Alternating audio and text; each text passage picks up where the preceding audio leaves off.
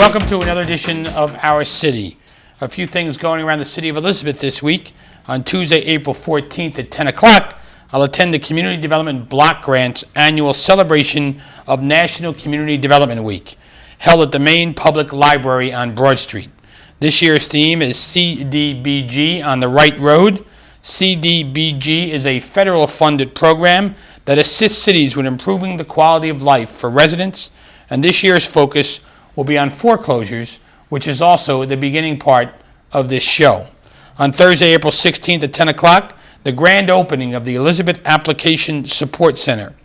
This center has moved from Newark to Elizabeth and services 200 to 300 customers a day, providing fingerprint and biometrics for a person applying for permanent residency and U.S. citizenship.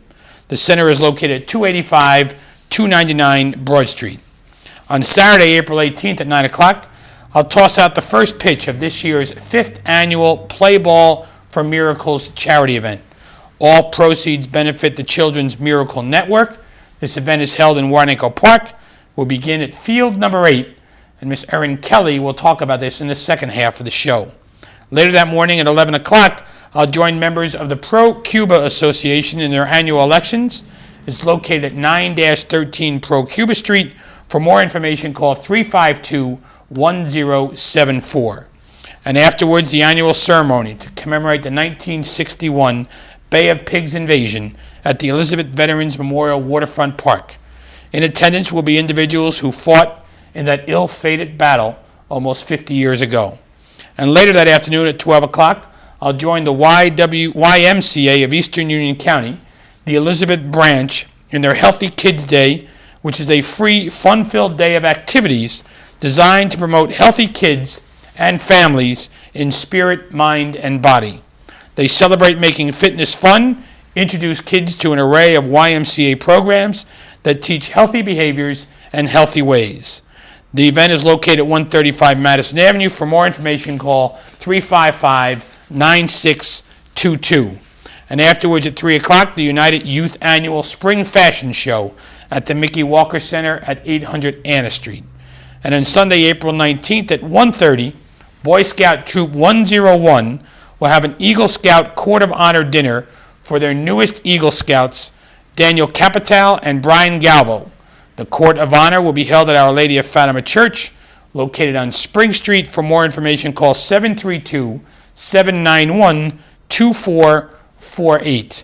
And also that afternoon, the Warden's Vestry and Congregation of St. Elizabeth's Church, in a celebration of a new ministry, the installation of the rector, the Reverend Andy J. Moore. A reception will follow that celebration. The church is located at 305 North Broad Street at the corner of Chestnut Street. For more information, call 289-0681. If you need more information concerning these or any other events, please call our Public Information Office at 820-4124.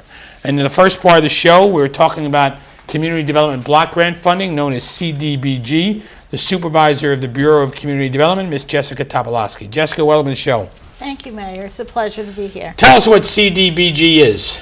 It's Community Development Block Grant Funding that is given out to entitlement communities such as the City of Elizabeth, and it is a program that has been in existence through the Department of Housing and Urban Development since 1974. And CDBG was started in the Nixon administration, and the Bush administration really whacked us. We went from $3.3 million to less than $2 million, right? Yes, that was devastating. We're hopeful the Obama administration is going to start to restore some of this funding. Well, we're certainly getting a nicer chunk with the stimulus package, yes. And the purpose of the CDBG funding is? It's basically to assist or benefit low to moderate income families, to assist with economic development, slum and blight. That's the main purpose of it. And Community Development Block Grant, who's actually eligible for funding, and how does that work? Basically, I always get phone calls at least once a week from individuals asking me, are they eligible for the grant? The truth of the matter is you have to be a nonprofit 501c3 organization that sort of assists I would say, low-income to moderate-income people with housing, with counseling, senior citizens, children, daycare, things of that nature. And the 501(c) is a very important part. A lot of people forget that. Yes, you cannot get funded or receive community development block grant funds unless you are a nonprofit organization. And the City of Elizabeth, we qualify for funds because of our population? Yes, and also because we have a certain percentage of low to moderate income people, so that automatically qualifies for that. And the funding, the Mayor's Advisory, how is it dispersed? Basically, we start with the process in January. We put out a bid procedure. People are entitled to submit applications, and then the Mayor's Advisory Committee makes a decision on who gets funded and how much. And the Mayor's Advisory Committee is made up of folks in the community? They're very, very savvy people. Actually, it's been an absolute pleasure for me to work with them. They are very much community people. They know what's going on in the community. They know what our agencies are doing. They know what kind of a job they're doing. And truly, they try to make sure that every neighborhood in the city of Elizabeth gets a piece of the pie. And what happens is this committee will review all of the applications? Absolutely. And trust me, it's a big stack to read every year. And we give them some food to eat, right? And they Yes, come to City yeah. Hall and they spend a few hours. Yes, yes. We spend all evening, actually, and we just, it's not a lot of food. It's just a sandwich, Mayor. I know, we don't give them a lot of food, but we No, used to no. give them something, right? Yes, yes. So we don't starve them while we keep them to, 10 o'clock at night. And how are the funds used, Jessica? Give us some examples on how the funds are used. Well, there are many, many types of funding, but basically you have to be eligible. And the kind of funding that is eligible is to acquire real property, the reconstruction and rehabilitation of housing and other properties, buildings, public facilities and improvements, helping people prepare for and obtain employment, assisting businesses in special economic development activities, because if you don't have businesses, people have no place to work, and really we do focus a lot on economic development in our city, and of course that has really been a renaissance for us. And we also provide public services for youths, seniors, the disabled. The funding can be used for crime prevention and reduction initiatives, but mostly it has to benefit low to moderate income people.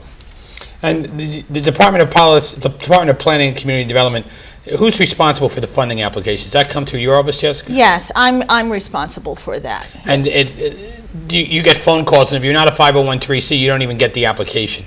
No, you can't. You Okay. can't. And- Legally, you cannot apply. It's against the law. Right. So when you get the application, the funding round is between January and, say, March. You have to turn it in by what, January something? No, we start in January to give out the applications, but usually by the middle of February, the applications are due, and then the beginning of March, the advisory committee meets and we make a decision on who gets funded and how much.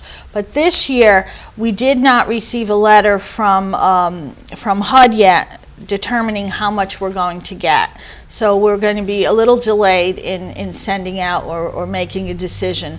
We went through the process, we had the meetings, but because we don't have the actual number of how much we're going to get, we have them on hold.